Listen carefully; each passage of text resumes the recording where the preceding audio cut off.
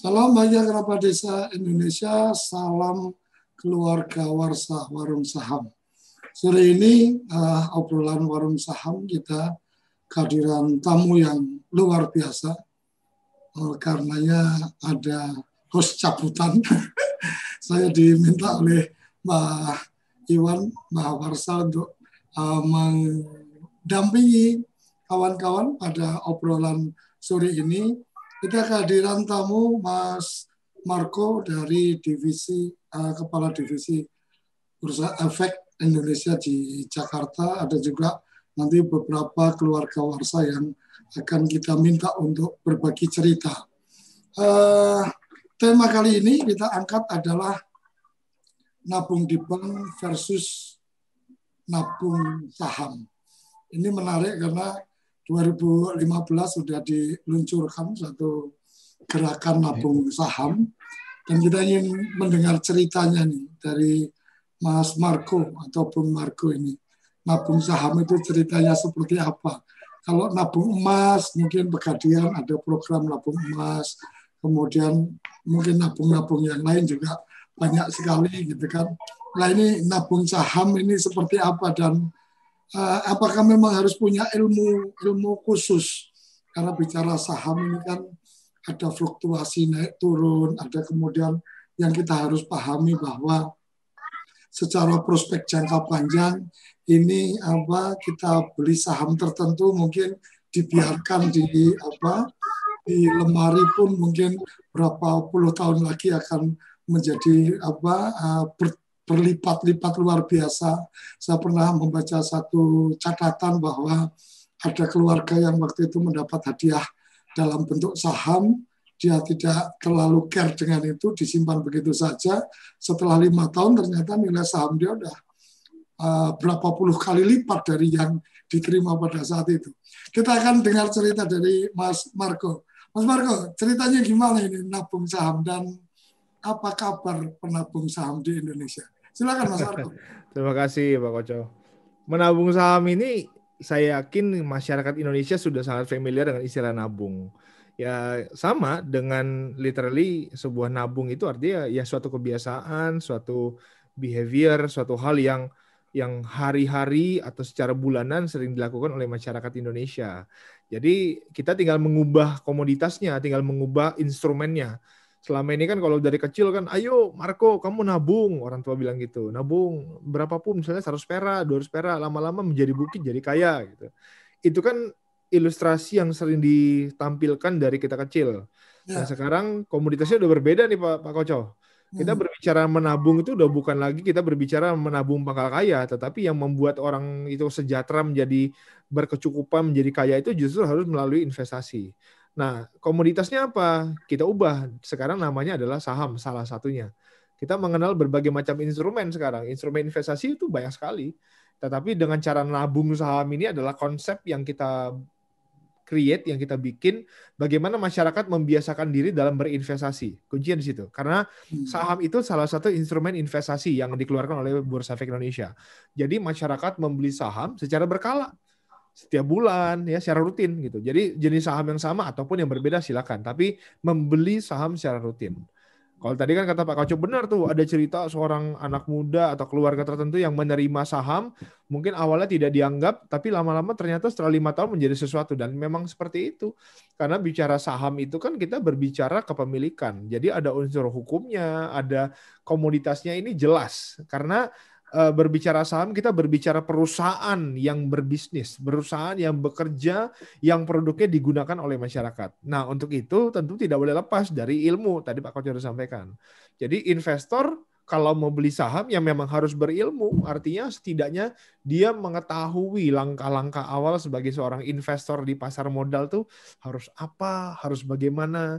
Kalau dia beli sebuah perusahaan itu kenapa saham itu, kenapa saham ini. Nah, itu semua ada caranya, ada cara belajarnya. Karena memang salah satu layanan yang diberikan oleh Bursa Efek Indonesia adalah kita memberikan edukasi sebelum seorang investor itu terjun ke dalam pasar modal, dia bertransaksi, ya kita ajarin dulu. Jadi ibaratnya investor nggak langsung terjun gitu aja Pak. Jadi ada dipersenjatai. Karena banyak investor saat ini yang menjadi investor di pasar modal namun tidak melalui pembekalan ini, tidak melalui edukasi yang tepat ya. Seperti itu Pak Koco. Artinya ketika bicara kita menabung saham, asumsinya harapannya adalah memang terencana secara periodik itu kemudian membelanjakan uangnya untuk dibelikan saham. Betul, betul. Karena begini, memulai suatu investasi kan kita tidak bisa cuma sekedar saya investasi deh, tidak begitu Pak Koco. Bagaimana seorang itu memang memprogramkan dengan baik. Ya, saya secara simpel deh, kita sehari-hari mau makan saja pasti kan milih. Kayak hari ini saya mau makan apa, direncanakan dulu menunya apa, sama. Menetapkan sebuah investasi itu perlu dipertimbangkan tujuannya apa. Seseorang tuh mau invest kenapa? Kenapa saya harus invest ke sini? Karena ternyata jangka waktu yang saya capai adalah katakan 5 tahun ke atas, 10 tahun ke atas. Nah, dari situ kita bisa tarik garis lagi. Kalau saya secara jangka panjang, instrumen apa sih yang cocok untuk saya? Ya, saat ini kan anak muda apalagi saat ini diperhadapkan dengan berbagai macam pilihan instrumen investasi. Beda dari zaman dulu yang mohon maaf, mungkin hanya lebih mengenal rumah atau tanah gitu. Yang sifatnya bahasanya old fashion, mungkin yang konvensional.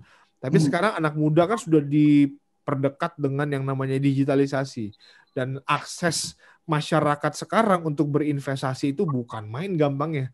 Dan bahkan bukan hanya investasi yang resmi, yang dilindungi hukum, yang bodong aja merebaknya luar biasa. Nah ini yang harus diwaspadai kan. Dan di luar sana kita tidak bisa pungkiri Pak Koco, banyak sekali yang menawarkan yang bodong-bodong itu. Tapi apa iming-imingnya? Sesuatu yang keuntungannya tinggi, resikonya kecil. Nah sementara kan kalau berbicara ilmu investasi, semakin tinggi keuntungan tentunya tegak lurus dengan yang namanya resiko. Nah, tetapi pasar modal memiliki resiko yang dapat dikelola, yang dapat diminimalisir. Nah, inilah yang dipelajari sebenarnya. Gitu, Pak Koco. Ilmu dasarnya apa nih, Mas, yang harus dikuasai? Kalau kata kita tidak yang ada di benak kita saat ini mungkin bicara saham itu kan seperti bicara spekulasi. Bicara saham itu seperti orang berjudi dan seterusnya. Artinya sepertinya mempertaruhkan sesuatu yang mungkin tidak dikuasai atau tidak dipahami dengan betul bahwa kemudian uang ini atau investasinya akan pasti lebih baik ke depan dan seterusnya. Setidaknya saya bisa katakan ketika bicara 100% gambling itu ketika memang tidak paham sama sekali. Tapi ketika kemudian tahu ilmunya kan tidak lagi bicara gambling, tapi memang spekulasi terukur. Kira-kira ilmu-ilmu dasar apa nih, Mas Marco, yang perlu kerabat desa atau keluarga warsa ini pahami? Ya, terima kasih Pak Koco. Pertanyaan baik banget nih, bagus banget. Kalau kita berbicara pasar modal, tentu memang ujung-ujungnya ini berbicara instrumen keuangan. Ya, kalau berbicara instrumen keuangan, sepertinya latar belakang akuntansi, latar belakang ekonomi itu menjadi ilmu yang mutlak. Ya, tetapi di pasar modal itu investor tidak semuanya memiliki latar belakang itu, Pak Koco. Bahkan justru di pasar modal itu dari berbagai macam kalangan itu bisa.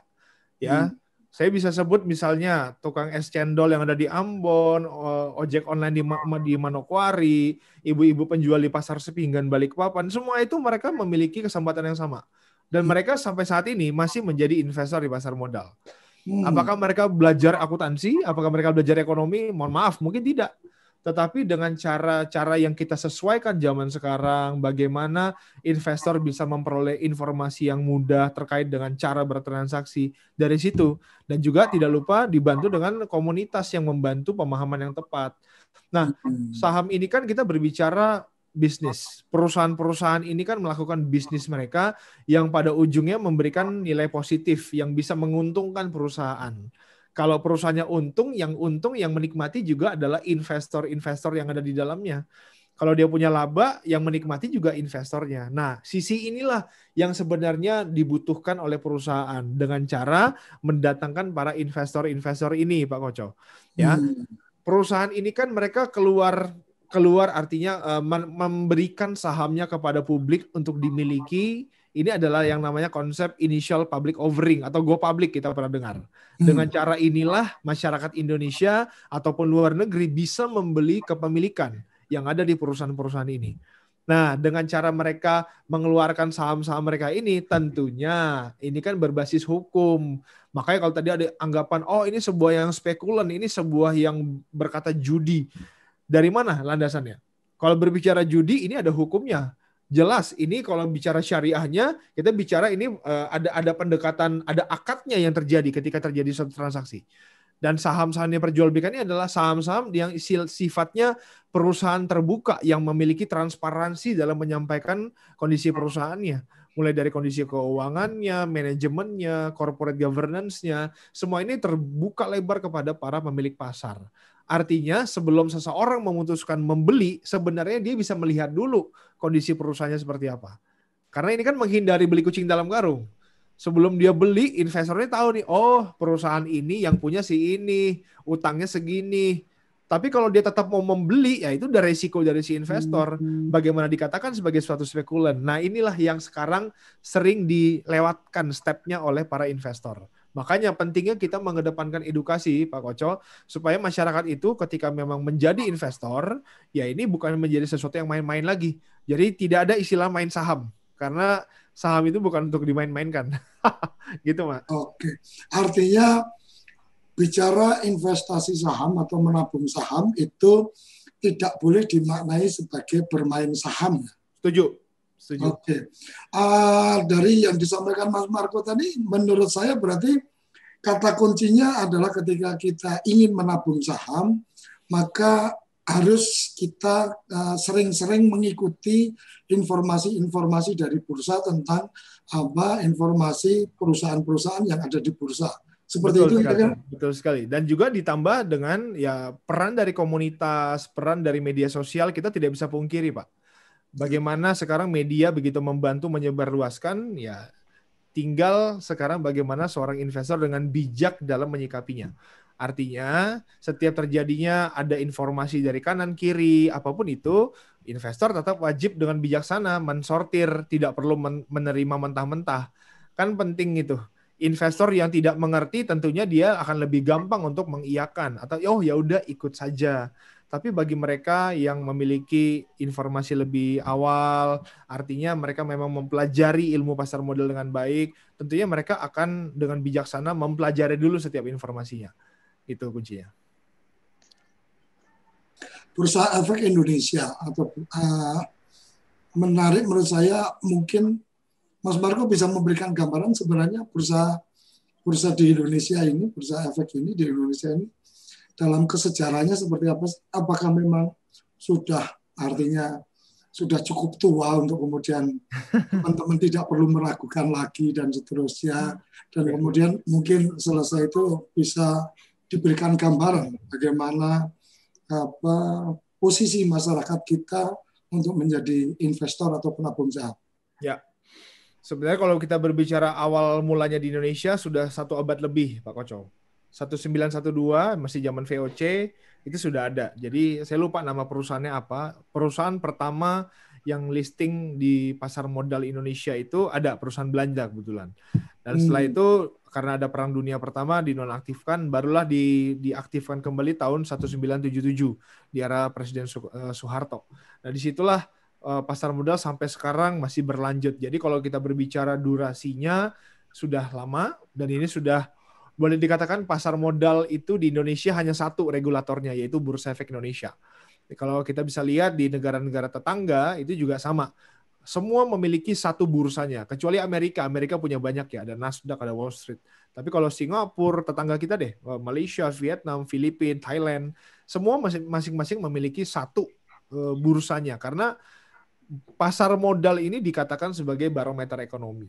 Jadi kalau kita melihat bagaimana pergerakan pasar, gairah ekonominya itu memang terlihat dari pasar modal. Nah, kalau kita bandingin dengan negara-negara tetangga, ya tadi kita lihat ya, Pak Koco ya, dari sisi jumlah investor, secara persentase kita masih kecil. Walaupun secara jumlah kita ya kurang lebih sama. Kita sudah 2,2 juta penduduk Indonesia yang menjadi investor saham. Kalau berbicara investor efek keseluruhan, termasuk obligasi dan juga termasuk dengan reksadana, kita sudah di angka sekitar 4,5 juta. Artinya masih sedikit juga dibandingkan dengan 270 penduduk Indonesia. Ini potensi atau enggak? Jelas ini potensi. Jadi bagi kita angka yang kecil ini sebenarnya justru menjadi suatu keuntungan bagi masyarakat kita yang istilahnya generasi-generasi awal menjadi investor. Kenapa? Masyarakat kita masih bisa menikmati pertumbuhan saham yang seperti ini. Ya, berbeda dengan negara-negara lain seperti Amerika, Korea, Jepang yang marketnya sudah mature, marketnya sudah stagnan, sehingga mereka akan lebih mencari untuk investasi ke luar negeri, khususnya negara berkembang. Nah, ketika mereka mencari negara berkembang, ya mereka tertuju pada satu, Indonesia. Karena kita secara market cap udah salah satu yang termasuk yang besar di wilayah Asia Tenggara gitu. Dengan jumlah penduduk yang besar, pertumbuhan ekonomi yang dianggap yang termasuk yang sehat, itu adalah salah satu daya tarik negara-negara asing yang berinvestasi khususnya ke Indonesia. Demikian, Mas. Artinya kalau secara jumlah sudah cukup besar, tapi kalau secara presentasi dari jumlah penduduk apa kabarnya, Mas? Masih kecil dua-duanya. Kalau bicara jumlah kita rata-rata kan 1,7. Jadi di ASEAN itu bandingkan dengan negara tetangga rata-rata tuh 1,7 juta investor di setiap negara. Ya, tapi Indonesia kan 2,2 juta untuk saham ya. Tapi secara persentase kita masih di bawah 1%. 270 juta sementara investor kita masih sekitar 2,2 juta. Berarti belum 1% belum dapat itu. Itu pun 2,2 juta itu baru sampai tadi pagi saya cek ya. Artinya kalau dari negara tetangga kita yang terdekat mungkin Singapura, Malaysia, mereka dalam jumlah persentase penduduknya sampai berapa persen, Mas? Paling tinggi di ASEAN itu adalah Singapura sampai 16%. 16%. Singapura 16%, Malaysia, Vietnam bisa 12-13%. Selebihnya udah di atas 5%, seperti kayak Filipina, Thailand itu udah di atas 5%. Hanya Indonesia aja yang di bawah 1%. Tapi kan kalau kita lihat jumlah penduduknya, kembali sih saya lebih suka melihat jumlah penduduk kita yang memang jauh lebih superior ketimbang mereka. 270 juta itu kalau melihat dari jumlah penduduk kita boleh berbangga, tetapi jelas. persentase mungkin masih menjadi tantangan untuk kita kejar. Ya, betul. Ini masih menjadi sesuatu yang menjadi potensi besar.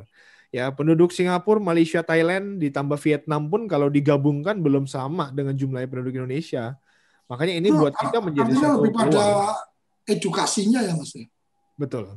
Kekuatan edukasinya yang mungkin kita perlu perkuat. Betul sekali. Memang secara karakteristik masyarakat.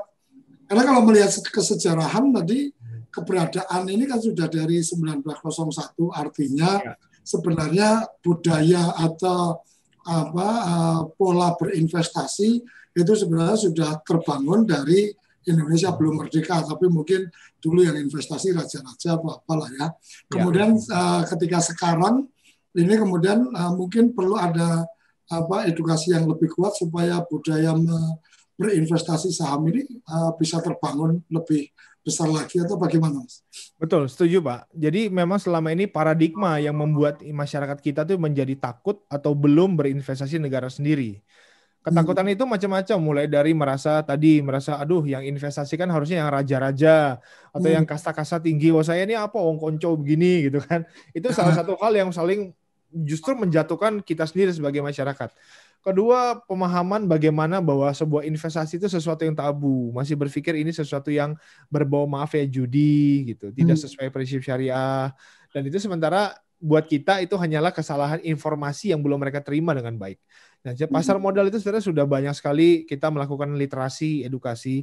Kita punya 30 kantor perwakilan, kita punya galeri investasi yang berdiri di perguruan tinggi. Dan itu sebenarnya sudah terasa sejak 2015 launchingnya Yuk Nabung Saham itu, kita bisa melihat Pak Koco, bagaimana akselerasi pertumbuhan investor itu dari yang landai begini, tapi tiba-tiba langsung melejit tinggi sekali. Karena itu ya kita sekarang menikmati nih, ini masa-masa kita panen bagaimana masyarakat Indonesia yang akhirnya sudah diliterasi, di edukasi, sekarang mereka akhirnya melakukan aktifnya dengan cara menjadi investor. Nah, keberadaan investor yang membludak ini kan tetap harus ditangkap, harus difasilitasi dengan informasi edukasi yang tepat, dengan kemajuan teknologi yang ada. Karena semua ini sekarang kita mau tidak mau, ini keretanya jalannya cepat ini gerbongnya. Jadi kalau kita sendiri juga ini menjadi koreksi bagi kita dari sisi regulator untuk bisa lebih memfasilitasi kebutuhan masyarakat. Dalam hal ini ya teknologinya, kita juga membimbing para sekuritas untuk dapat memfasilitasi bagaimana investor bisa dengan mudah melakukan pembukaan rekening efek bahkan di tengah kondisi pandemi seperti saat ini. Nah, sekarang banyak nih sekuritas yang sudah berlomba-lomba, mereka meng-create teknologi bagaimana caranya agar investor dari rumah pun bisa menjadi investor. Bisa membuka rekening efek tanpa harus ketemu dengan sekuritasnya. Nah, ini kemajuan-kemajuan ini yang sebenarnya mengakselerasi. Nah, tinggal kita kedepankan nih edukasinya lagi. Kita gencarkan lagi informasi-informasi salah satunya melalui media seperti ini. Supaya ya siapapun itu tanpa mengenal lapisan masyarakat, mereka semua memiliki hak yang sama. Begitu Pak Koco. 2005 sekarang 2015. Ada perjalanan 6 tahun. Kalau dari segi jumlah, Mas. Dari segi jumlah ketika awal diluncurkannya yuk nabung saham, kemudian di hari ini atau tahun ini 2021 yang tadi disampaikan sudah sampai 2,2 juta investor. Ya. Di 2015 bisa diberikan gambaran angkanya berapa, Mas? Ya, persisnya saya lupa, tapi masih di bawah 1 juta. Masih di bawah 1 juta. Jadi masih bayangkan di bawah 1 juta. Masih ratusan ribu. 6 tahun ini berarti melonjaknya luar biasa ya. Betul. Bisa dalam kayak seperti tahun 2020 kemarin kita meningkatnya sekitar lebih dari 500 ribu investor baru. Gitu. Jadi memang dalam percepatan dalam 5 tahun terakhir ini akselerasinya begitu cepat sekali. Gitu. Jadi memang sebelum ada program Yuk Nabung Saham itu ya pertumbuhan investor itu masih sangat lamban gitu ya. Barulah dengan adanya program Yuk Nabung Saham, masyarakat bisa membeli saham dengan murah dengan biaya 100 lembar per lot. Nah, semua itu kan semakin banyak orang bisa bergabung di pasar modal. Nah, akibat dari ketetapan itulah yang membuat akhirnya banyak nih masyarakat berminat untuk masuk ke dalam industri ini. Gitu Pak Koco. Dan memang semakin memudahkan ya orang untuk kemudian melakukan transaksi. Sama seperti dulu waktu di Semarang kalau mau belajar beli saham dan seterusnya kita harus ke ruangan dagang. Waktu itu di Semarang kita harus mantri layar di situ, kita harus membership dan sekarang mungkin cukup pakai Android di rumah udah bisa itu ya. Setuju. Itu zaman-zaman yang Pak Koco cerita tuh mungkin masih zamannya remote trading gitu ya. Jadi kita mengalami 4 fase. Pertama tuh fase outcry. Outcry itu benar-benar zaman di mana semua masih pencatatan secara manual, tulisnya pakai spidol. Ada yang input order itu input pakai spidol gitu. Lalu masuk ke wilayah remote trading ya, mulai ada komputerisasi. Habis itu mulai dari floor trading floor yang orang ramai di lantai bursa. Nah, sekarang udah masuk ke yang namanya online trading. Jadi di kantor bursa udah nggak ada lagi para piawang sahamnya, pialangnya udah nggak ada, tapi digantikan menggunakan aplikasi berbasis digital. Nah, itulah yang akhirnya sekarang memudahkan. Makanya masyarakat pun dari manapun sekarang selama jam perdagangan bursa itu bisa melakukan transaksi. Gitu Pak Koco. Ini memang terobosan yang luar biasa menurut saya, digitalisasi. Karena saya masih ingat betul kalau waktu itu saya masih sekedar menemani teman aja. Jadi lihat di papan besar itu di bank dagang waktu itu di Semarang. Kemudian ketika dia harus belanja atau dia harus melaporkan ke petugas, kemudian baru bisa kemudian tercatat dia beli slot berapa lot dan seterusnya. Luar biasa. Dan yang menarik tadi Mas Marco menyampaikan bahwa komunitas menjadi sesuatu yang penting atau menjadi sesuatu yang menarik untuk edukasi. Kira-kira seperti itu ya Mas Marco ya. Betul sekali. Itu sangat menunjang, sangat membantu bagaimana penyebaran informasi terkait pasar modal itu bisa berlangsung dengan begitu masif, Pak. Oke. Dan di hari ini obrolan warung saham ini adalah obrolan punyanya komunitas warung saham ini Mbak Warsa, Mas Iwan, atau kalau Mas saya panggilnya Iwan, tapi kalau panggilnya Mbah berarti Mbak Warsa. Mbak Warsa apa kabar? Ada di mana nih hari ini? Saya izin Mas Marco ngobrol sama lanjut Pak, silakan Pak. Warung saham. Baik, selamat sore sahabat Warsa, kemudian sahabat kerabat desa seluruh Indonesia Jumpa lagi pada acara obrolan warung saham pada sore hari ini bersama komunitas warung saham. Saat ini kami ada di Bandung, Pak Koco. Oke, lagi ada edukasi di Bandung atau Ya, kumpul-kumpul jadi saya komunitas? baik. Jadi saya menyimak dari awal nih pembicaraan Pak Koco dengan Pak Marco ya. Terima kasih Pak Marco sudah bisa hadir memberikan referensi begitu banyak edukasi terutama buat masyarakat yang memang faktanya masih banyak yang awam. Saat ini kami komunitas warung saham ada di salah satu sekolah, yaitu sekolah Lab School di Bandung. Untuk apa? Pertama memberikan sosialisasi mengenai program pemerintah Yuk Nabung Saham seperti yang tadi disampaikan oleh Pak Marco ya. Kemudian juga di samping sosialisasi memperkenalkan, kita juga memberikan edukasi tentang bagaimana dari sisi hukumnya itu kan sudah jelas ya, ada undang-undangnya. Kemudian juga investasi atau bisnis ini juga diawasi oleh OJK. Kemudian juga ini aman. Kenapa aman? Karena memang ada di dalam pengelolaan rekening kita masing-masing. Dan dari beberapa pengalaman kita memberikan sosialisasi baik melalui webinar maupun langsung seperti yang sekarang kita lakukan, itu memang tingkat pemahaman mayoritas masyarakat ini sangat-sangat rendah. Saya sudah berbicara kurang lebih berdurasi 30 menit. Setelah selesai kita memberikan presentasi, pertanyaan gampangnya kan, siapa yang belum ngerti misalkan, itu semuanya ngacung. Artinya pemaparan kita sebagai orang yang memberikan edukasi memang ada tantangan tersendiri lah, tapi seperti yang tadi Pak Marco ceritakan, di Indonesia masih 99% masyarakat belum melek saham, itulah potensi yang sangat besar untuk kita bisa menggali lebih banyak. Kenapa? Karena balik lagi, saat ini banyak memang investasi-investasi, bisnis-bisnis yang ujung-ujungnya malah merugikan masyarakat banyak. Kurang lebih seperti itu prolognya dari kami komunitas Warsa, Pak Koco, dan pemirsa TV Desa seluruh Indonesia.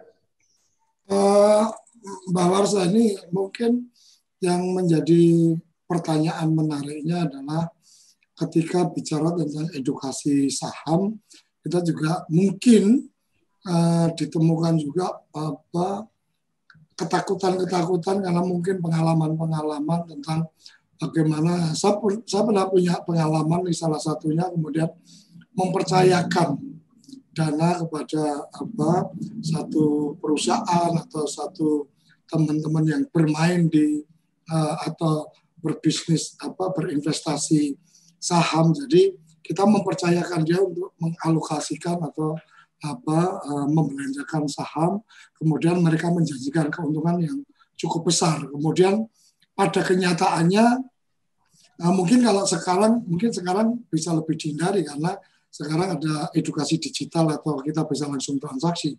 Tapi pada pengalaman saya waktu itu yang benar-benar mimpi buruk adalah 1-2 bulan pertama bagus, habis itu informasinya ternyata ini kita salah berinvestasi dan seterusnya, akhirnya kita habis dana kita di situ. Apakah pernah ditemui yang kemudian mempertanyakan hal-hal yang seperti itu? Baik, terima kasih. Pertanyaan bagus ya. Ada 2 poin. Yang pertama mengenai apakah ada kekhawatiran-kekhawatiran. Ya tentu yang tadi disampaikan Pak Marco ya, beliau berkecimpung di bursa efek sangat lama sehingga tahu persis mengenai kondisi bisnis-bisnis investasi-investasi yang bodong ya. Nah itu yang menjadi dalam tanda petik jadi hantu. Itulah yang akan menjadi kekhawatiran. Banyak masyarakat kita karena ketidaktahuan itulah sehingga mereka khawatir, jangan-jangan ini kayak bisnis yang kemarin, jangan-jangan ini juga kayak yang kemarin. Yang kedua, memang informasi yang selama ini didapat atau masuk ke pikiran masyarakat itu salah. Dari mana informasi yang salah itu datang? Nah, beberapa teman ya pelaku pebisnis saham yang saya sempat ngobrol itu kalau dari probabilitas dari 100 orang yang berbisnis saham tanpa keilmuan, itu 80%-nya mundur teratur di tahun pertama. Jadi dari 100 orang, 80%-nya mundur di tahun pertama. Kenapa? Karena tanpa keilmuan itu pasti tidak sesuai dengan ekspektasi. Oh, ternyata bisnis saham itu bikin duit saya hilang. Oh, ternyata begini. Oh, ternyata begini. Nah, dari 80% orang itulah informasinya masuk ke masyarakat. Jangan deh bermain saham, uang lu habis. Jangan deh itu gambling, jangan deh. Akhirnya timbul kekhawatiran dari masyarakat itu sendiri. Kenapa? Karena memang informasi yang diterima salah. Nah, terus bagaimana solusinya? Ya tentu balik lagi, kita harus masuk ke masyarakat, memberikan edukasi yang benar bahwa bisnis saham itu tidak seperti yang mereka perkirakan, tidak seperti yang mereka takutkan. Jadi tadi seperti disampaikan Pak Marco, di satu sisi memang ada potensi keuntungan atau profit yang besar, tetapi itu berbanding lurus dengan potensi kerugian kalau tidak dibekali dengan bimbingan keilmuan. Ya, kita tahu bahwa semua orang sukses butuh yang namanya coaching, butuh yang namanya pembimbing. Itulah mungkin ya salah satu peran dari beberapa komunitas, salah satunya kita, komunitas warung saham yang terus mensupport program pemerintah dalam memberikan edukasi dan sosialisasi kepada masyarakat. Karena memang faktanya seperti itu. Itu sih Pak Koco. Oke. Ya. Mungkin ke Mas Marco lagi. Mas Marco, ada yang menarik nih. Menurut saya adalah ketika kemudian bicara menabung atau berinvestasi, kita kan sering melihat juga nih promo-promo properti, tetapi lebih mengajaknya bukan Anda beli properti untuk kebutuhan Anda, tapi lebih pada investasi di bidang properti dan seterusnya. Mempromosikan untuk belanja emas, tapi tidak untuk dipakai jadi perhiasan, tapi lebih pada berinvestasi. Kalau saham ini, cara berpromonya seperti apa nih Mas Marco? Untuk kemudian ini menjadi menarik sebagai konsep menabung atau berinvestasi. Mas Marco? Iya. Kalau tadi kan betul sekali, ya sekarang gaya marketing digital itu kan berbagai macam ya Pak Koco ya. Investasi properti dan sebagainya, investasi emas. Prinsipnya itu adalah sebagai seorang pengguna, sebagai seorang pemakai. Pemakai dalam arti pemilik dari produk tersebut. Beli properti ya menjadi pemilik sekaligus berinvestasi. Investasi emas artinya menjadi pemilik dari emas batangan tertentu. Kita mencoba menggeser itu, Pak. Menggeser dalam arti bukan menghilangkan, tapi coba membagi antara menjadi seorang konsumtif, dalam hal ini menjadi menikmati konsumsinya, tapi juga bisa sekaligus sebagai seorang pemilik.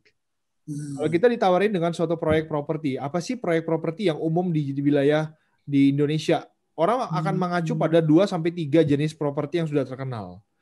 Sebut aja misalnya Ciputra, atau mungkin Podomoro, atau mungkin misalnya yang lain lah, masih banyak lagi ya properti-properti lain misalnya, atau mungkin BSDE yang sudah punya proyek properti di mana-mana gitu. Atau kita berbicara investasi emas, orang berbicara investasi emasnya Antam. Kenapa tidak berpikir dengan cara saham ini kita bisa menjadi pemiliknya juga? Karena apa? Perusahaan emas Antam juga sahamnya diperjualbelikan.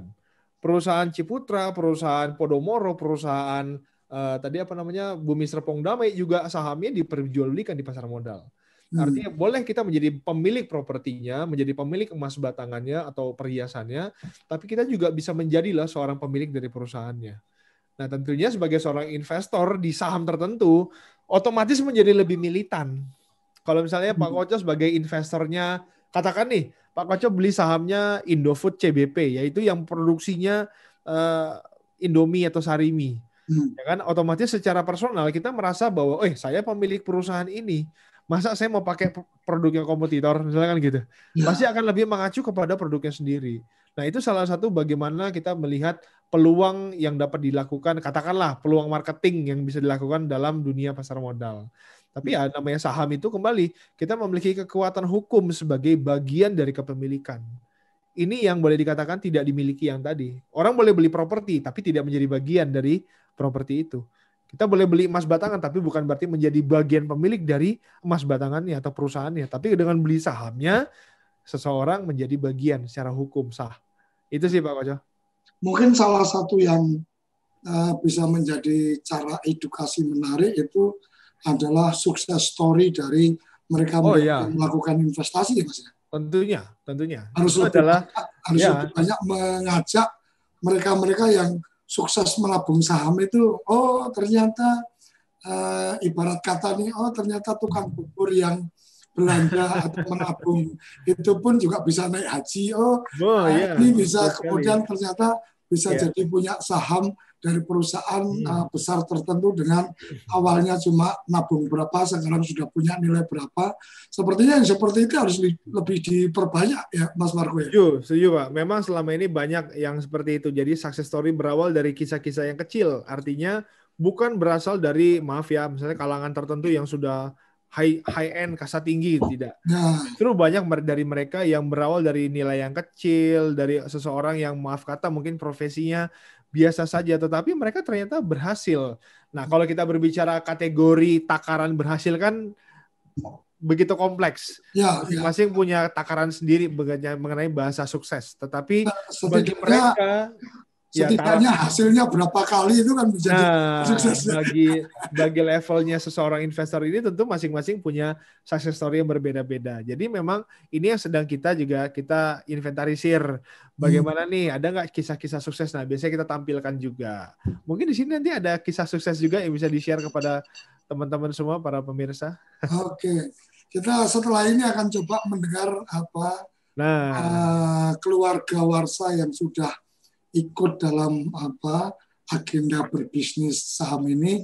Kerabat desa, keluarga Warsa, jangan kemana-mana. Kita akan kembali setelah jeda yang satu ini. Assalamualaikum warahmatullahi wabarakatuh. Saya mengajak kepada seluruh warga masyarakat Indonesia, dimanapun Anda berada, para kepala desa, dan desa, tokoh agama, tokoh masyarakat, siapapun, saya mengajak untuk menyaksikan berbagai informasi yang terkait dengan Kementerian Desa, terkait dengan perkembangan desa, terkait dengan dinamika yang ada di desa melalui TV Desa.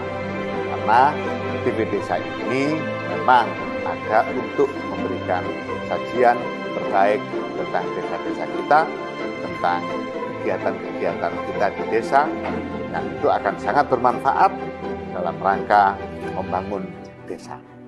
Sekali lagi saya mengajak kepada kita semua untuk terus mengikuti dan menonton TV Desa. TV Desa, berkat jati diri bangsa.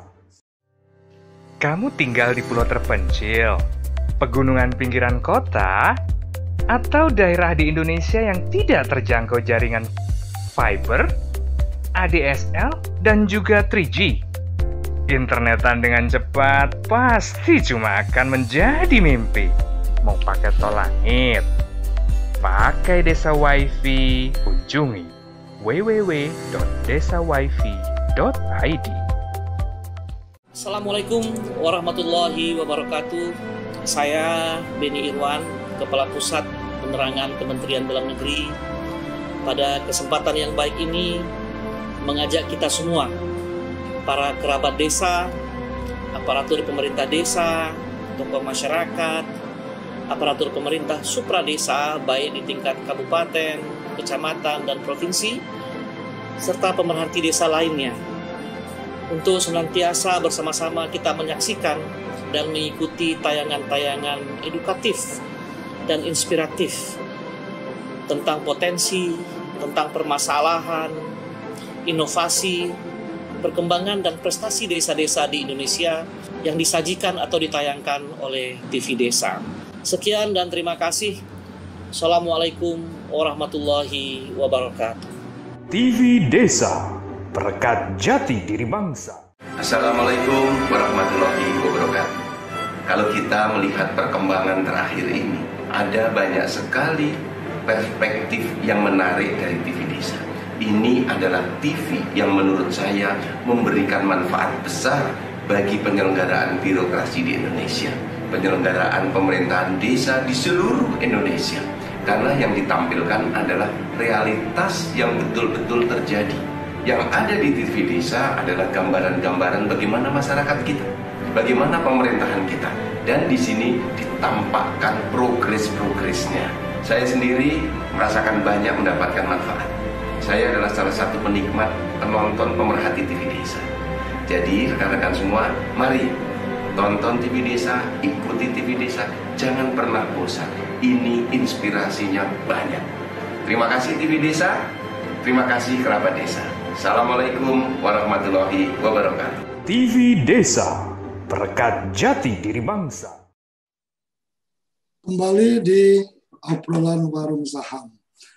Setelah kita mendengar tadi dari Mas Marco tentang bagaimana berinvestasi, bagaimana menabung saham, dan juga komunitas dari Warsa. Tadi kita dengar dari Mahawarsa, kita ingin dengar keluarga Warsa yang sudah terlibat atau sudah menjalani bisnis saham atau menabung saham. Saya tidak tahu persis keluarga Warsa ini agendanya adalah menabung atau melakukan bisnis investasi saham. Kita sapa Mas Kris Gustaf. Selamat sore, Mas. Selamat sore, Pak Suryo Koco. Ya. Oke. Selamat sore. Udah bisa berbagi cerita nih dengan menjadi atau bergabung ke keluarga Warsa, dan kemudian dari mendengar cerita atau obrolan tadi dari Mas Marco, apa sebenarnya yang kemudian membuat keyakinan Mas Kris untuk kemudian ikut dalam agenda berbisnis atau menabung saham? Silakan. Oke, baik Pak. Tadi menyimak dari paparan Pak Marco bahwa alhamdulillah ya, puji syukur saya termasuk salah satu dari 1% penabung saham. Jujur aja ini sangat sedikit sekali ya dibanding segitu banyak penduduk Indonesia yang melek saham. Nah, syukur saya baru melek saham ini sebetulnya baru 3 tahun Pak, jadi belum lama. Setelah sebelumnya ya seperti biasalah kita memang senang investasi ya, entah itu investasi di tanah, di properti, bahkan saya pernah kejebur di investasi bodong ya, sampai ratusan juta lah. Nah, seperti biasa ke dalam investasi, bagaimana dengan uang kecil itu bisa jadi besar sekali. Nah, itu dia. Jadi iming-iming seperti itulah yang membuat kita sering kejebur ke dalam bisnis yang bodong atau bisnis tipu-tipu dan seperti itu. Nah, saya sudah lama sekali mencari informasi gimana saya bisa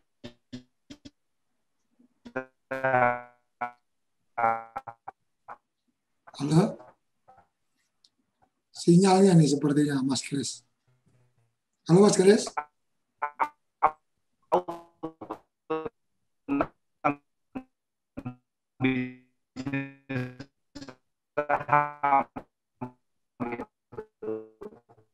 Mas Kris? Agak terputus-putus, mungkin bisa videonya di off-in aja. Coba host bisa bantu videonya dimatikan supaya audionya tertangkap dengan baik. Latihan saja mahal sekali, Pak. Ya, silakan Mas. Oh, ini malah mic-nya juga di off-in. Oke, kita coba bergeser dulu ke Mas Yusuf. Mas Yusuf, halo, selamat sore Mas Yusuf. Selamat sore Pak Koco. Oke, Mas Yusuf, dari informasi atau tadi yang disampaikan Mas Marco tadi, Mas Yusuf bergabung di keluarga Warsa ini, konteksnya agenda memang menabung atau agenda kemudian berdagang atau bagaimana? Mana Mas Yusuf? Boleh berbagi cerita. Baik, baik. Selamat sore kerabat TV Desa dan member warung saham. Awal mula saya mengenal bisnis saham ini sebetulnya baru 1 tahun. Nah, awal mula dari terjunnya ke bisnis saham ini saya pelaku dari bukan pelaku, maksudnya saya pernah tercebur juga di investasi bodong yang menjanjikan profit yang sangat besar kayak gitu. Nah, dari situ timbullah kesadaran saya bagaimana sih cara berinvestasi dengan aman, nyaman, dan jangka panjang. Setelah kejadian di situ, betul emang kata Pak Marco, dari sekian banyak masyarakat Indonesia, dari total 270 juta jiwa, yang baru mengenal investasi di pasar modal ini kurang dari 1%-nya ya, kayak gitu. Nah, di sini kita bisa tarik garis lurusnya bahwa masyarakat di Indonesia ini kebanyakan berbisnis ini dan berinvestasi ini hanya mencari investasi yang instan, yang profitnya memberikan profit tinggi. Padahal di balik itu resikonya juga berbanding yang sangat tinggi. Nah, di sini semenjak saya tercebur dan tertipu sangat besar, saya berusaha mencari investasi yang jangkanya untuk jangka panjang, dan ternyata alhamdulillah saya dipertemukan di bisnis saham ini di tahun 2020. Nah, di tahun 2020 Maret tepatnya, sampai Maret saat ini saya udah 1 tahun di bisnis saham ini gitu, Pak. Dan agendanya lebih pada memang agenda mengapung atau agenda untuk ada transaksi harian mendapatkan keuntungan harian dan seterusnya? Ya, baik. Awal mula emang saya fokus untuk menabung, Pak ya. Karena emang menurut saya, pandangan saya, ketika kita tidak ada mentor atau sebuah komunitas di dalam suatu bisnis saham ini, ya tentu sangat sulit, Pak ya, kayak gitu. Jadi saya memutuskan untuk jangka menabung kayak gitu. Itu untuk awal-awal saya mengenal saham. Sembari saya mempelajari bagaimana sih karakteristik saham ini, karena di saham ini kan fluktuasi kenaikan harganya itu sangat cepat ya. Dalam hitungan menit, detik pun itu sudah terjadi naik turunnya kayak gitu. Nah, kembali lagi setelah beberapa bulan kemudian saya mengenal sebuah komunitas, yang mana komunitas ini komunitas untuk membimbing, mengedukasi masyarakat mengenal saham, dalam artian mengenal untuk berjualan atau berbisnis. Nah, di sini saya langsung kenal dengan warung saham ini langsung dengan coachnya atau pendirinya, yaitu Bapak Iwan Sabar. Terima kasih, mudah-mudahan warung saham ini tetap bisa memberikan edukasi merata kepada masyarakat. Artinya sekarang tetap dalam konsep itu menabung, tetapi ada transaksi harian yang kemudian dana yang diinvestasikan di situ memang tidak kemudian diambil lagi, tapi untuk menambah nilai saham yang ada, atau bagaimana, Mas Yusuf? Ya, jadi saya menggunakan 2 RDI, Pak ya. Yang satu emang untuk menabung jangka panjang, dan yang satu lagi untuk trading. Trading itu saya sangat senang menggunakan metode dari komunitas warung saham, karena dalam metode jual beli atau trading hariannya itu sangat mudah dipahami, Pak. Baik orang awam yang baru terjun ke dunia pasar modal maupun yang sudah berpengalaman ya, tentu di teknik dan yang diajarkan oleh komunitas warung saham ini sangat benar-benar sangat mudah dipahami, dan simpelnya sih kita tidak usah menganalisa dan sebagainya kayak gitu, karena kita cukup membaca fakta dan data yang sudah ada kayak gitu, Pak. Oke, terima kasih Mas Yusuf. Kita kembali ke Mas Kris yang tadi sempat sinyalnya terganggu. Silakan Mas Kris, ada yang ingin disampaikan tambahan? Ya, siap Pak. Alhamdulillah nih Pak, saya termasuk dari 1% yang melek saham ini. Sebetulnya yang paling aman bisnis investasi ya di saham ini. Setelah saya bertahun-tahun itu tadi kecebur dalam bisnis tipu-tipu yang real atau bisnis yang bodong tadi. Kita semua tahu lah artinya dalam investasi gimana uang kecil bisa jadi besar. Nah, harapan inilah yang sering membuat kita ketipu sebetulnya. Dan ternyata banyak orang kegiring ke situ. Nah, saya bersyukur tergelincir di komunitas saham itu baru 3 tahun sebetulnya. Dari saya yang baru modal cuma 1 juta, 2 juta, ya saya pilih saham-saham yang bagus. Ternyata dalam waktu setahun, uang saya bisa sampai 40 juta tuh Pak. Jadi artinya, dan ini aman, artinya kapan saja bisa diambil. Beda seperti saya juga investasi di properti, saya cicil tiap bulan, tapi kan kita nggak bisa ngambil uangnya. Tunggu sampai lunas dulu propertinya, ya kan? Nah, kalau di saham ini enaknya saya bisa nabung tiap bulan pun, dan kemudian saya trading harian atau trading mingguan gitu. Ada untung, kita bisa ambil kapan saja. Nah, pengalaman yang terbaik adalah ya harus ikut komunitas saham, karena waktu awal saya gabung, saya bingung saya harus bertanya kepada siapa. Ikut pelatihan juga mahal, ya kan Pak? Akhirnya saya kejerumus pada orang-orang yang yang menipu lah, artinya titip duit ke mereka dan mereka yang berdagang saham, tapi ternyata malah uang saya habis, gitu Pak. Ya, artinya ketika sempat terlibat dalam konteks saham, tetapi menitipkan kepada trader itu juga artinya kita tidak punya otoritas penuh untuk kemudian mengendalikan uang investasi kita ya.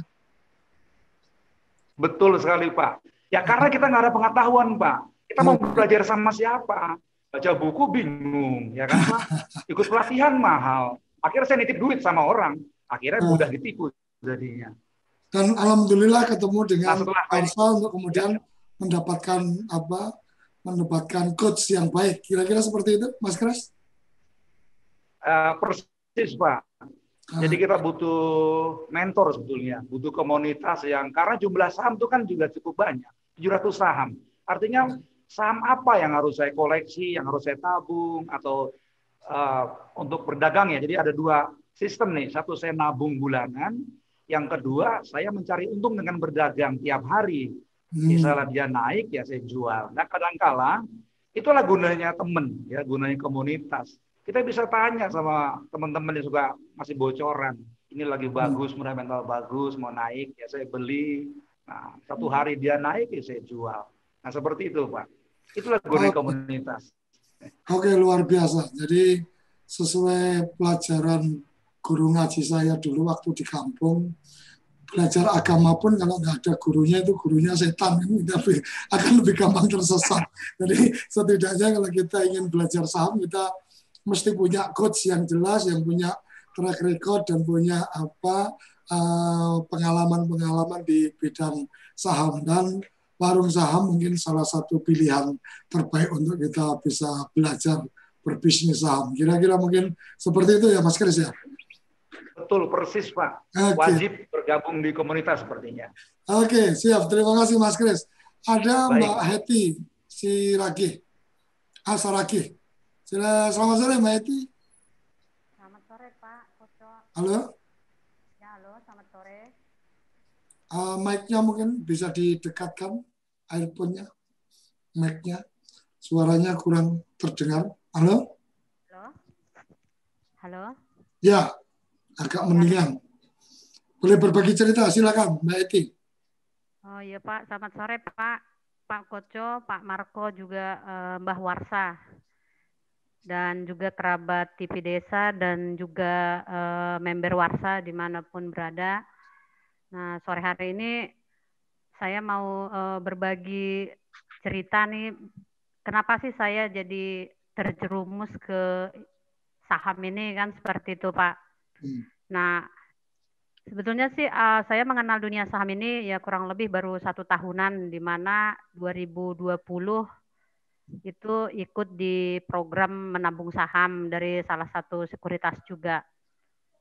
Hanya saja waktu itu awalnya fokus di menabung aja, karena apa? Nah, menurut saya karena sebelumnya basic saya kan di agen asuransi. Nah, jadi waktu itu kan kita sering mendengar presentasi itu berinvestasi, tapi dengan basic yang saya jalani saat itu kan banyak potongan-potongan, dan juga kalau dari persentasenya itu kan dana yang dikelola di premi yang kita bayarkan itu kan katanya dikelola di saham, di reksadana kan seperti itu. Nah akhirnya timbullah ini niat ingin belajar apa sih saham itu kan, seperti itu.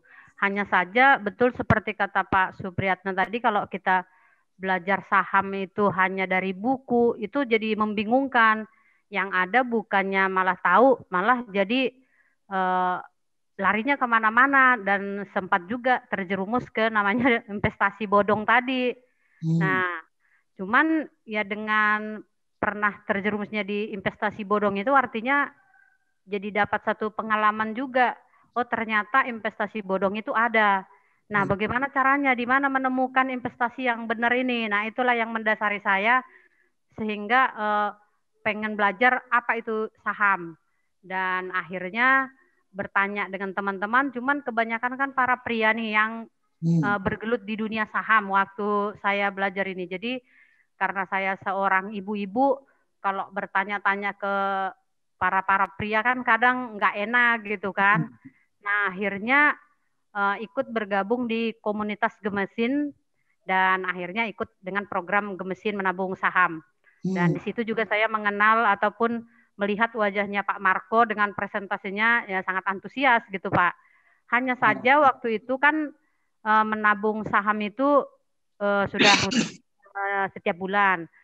Cuman kan di situ kan banyak yang trading saham.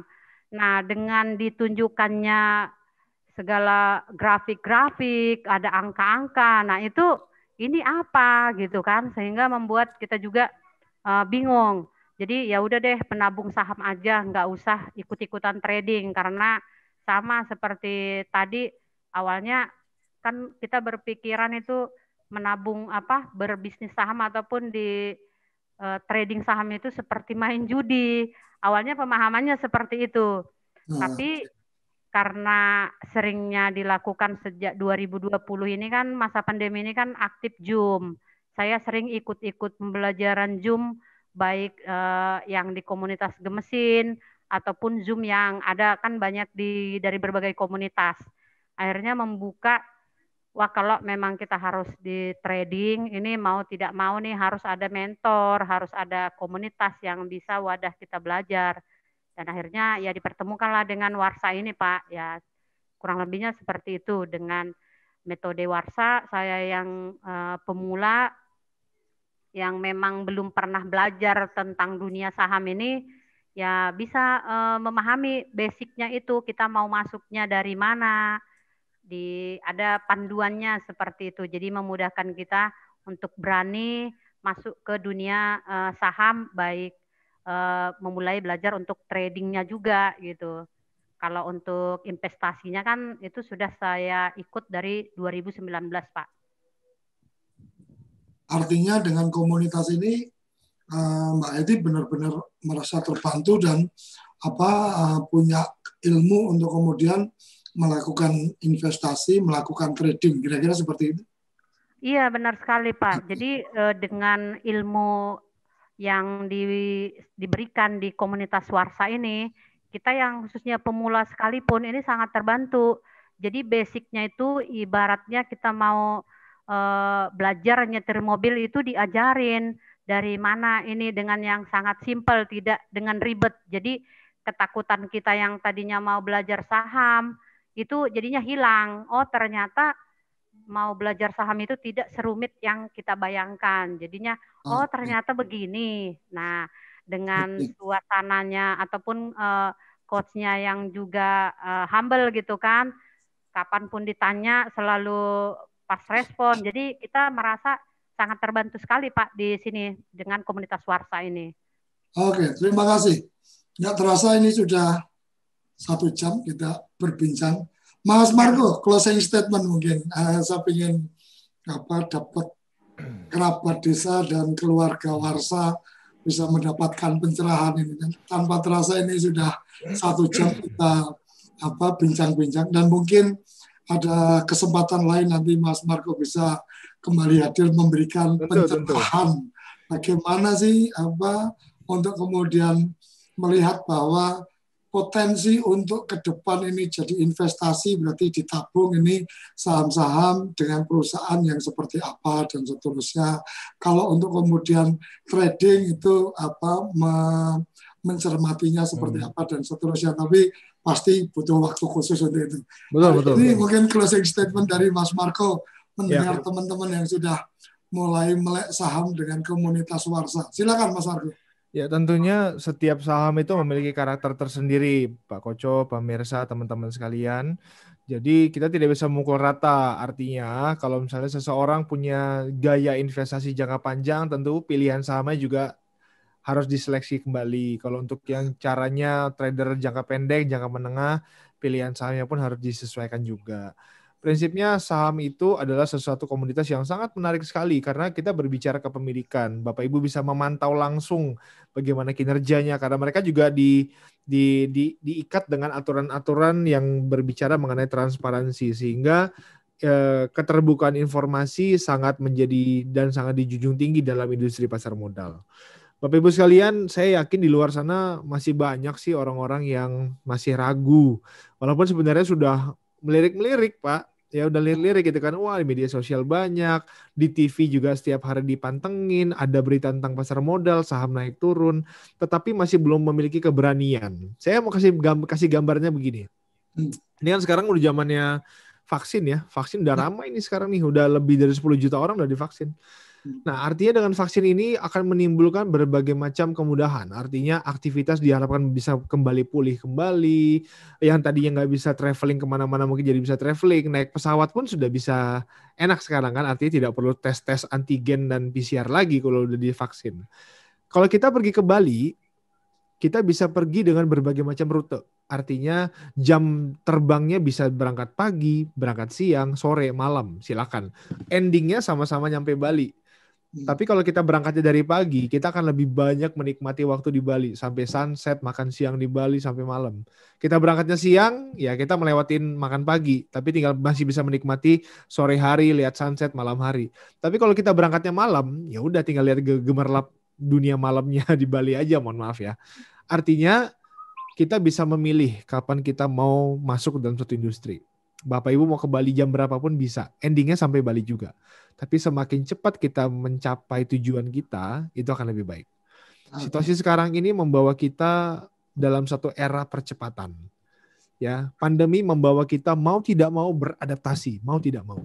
Segala sesuatu yang menjadi begitu lebih cepat. Yang tadinya rencananya harusnya 3 tahun lagi, tapi tiba-tiba gara-gara pandemi mau tidak mau diterapkan sekarang.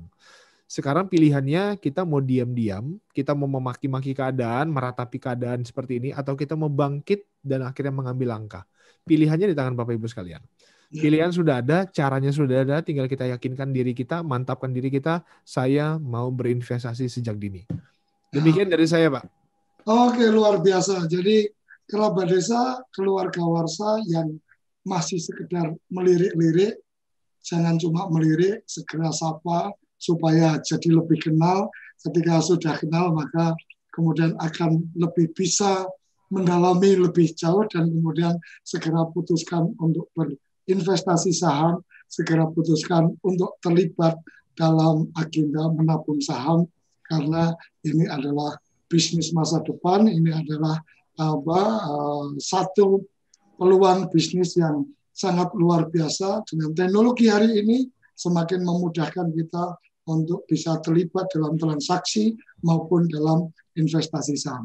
Saya pikir itu yang kita bisa sampaikan pada sore hari ini. Terima kasih Mas Marco sudah memberikan pencerahannya. Semoga masih ada waktu di lain waktu untuk bisa memberikan pencerahan kepada teman-teman, karena saya yakin banyak ilmu yang harus dibagikan, banyak pengetahuan yang harus dibagikan.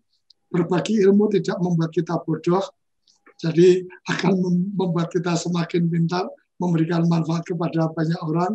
Dan Warsa sebagai komunitas untuk belajar saham, semoga juga bisa semakin bisa memberikan kontribusi dalam rangka gerakan besar, gerakan menabung saham. Sampai di sini, kerabat desa, keluarga Warsa, kita akan berjumpa kembali episode berikutnya setiap hari Kamis, pukul 4 sampai pukul 5 sore, hanya di TV Desa dan hanya bersama Warung Saham. Salam bahagia kerabat desa Indonesia, salam sehat keluarga Warsa, terima kasih.